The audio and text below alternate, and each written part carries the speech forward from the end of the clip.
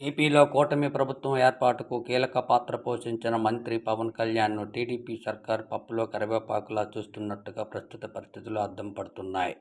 ఆయన మాటలకు విలువ లేకుండా పోతుంది.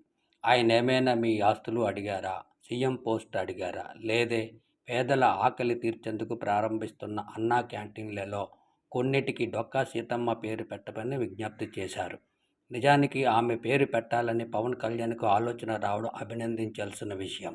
అయితే టీడీపీ సర్కార్ ఆయన మనోభావాలను అర్థం చేసుకోకుండా డొక్కా సీతమ్మ పేరును అన్నా క్యాంటీన్లకు పెట్టకుండా స్కూల్స్ మిడ్ డే మీల్స్ కార్యక్రమానికి పెడుతున్నట్టు ప్రచారం జరుగుతుంది. ఇదిలాగుంటే డొక్కా సీతమ్మ పేరును అన్నా క్యాంటీన్లకు పెట్టడం లేదన్న దానిపై ప్రజల్లో భిన్నాభిప్రాయాలు వ్యక్తమవుతున్నాయి. అన్నా క్యాంటీన్లంటే ఎన్టీఆర్. ఆ పేరును తొలగించడానికి ఇష్టం లేకే డొక్కా సీతమ్మ పేరును మిడ్ డే మీల్స్ కార్యక్రమానికి పెడుతున్నట్లు భావిస్తున్నారు.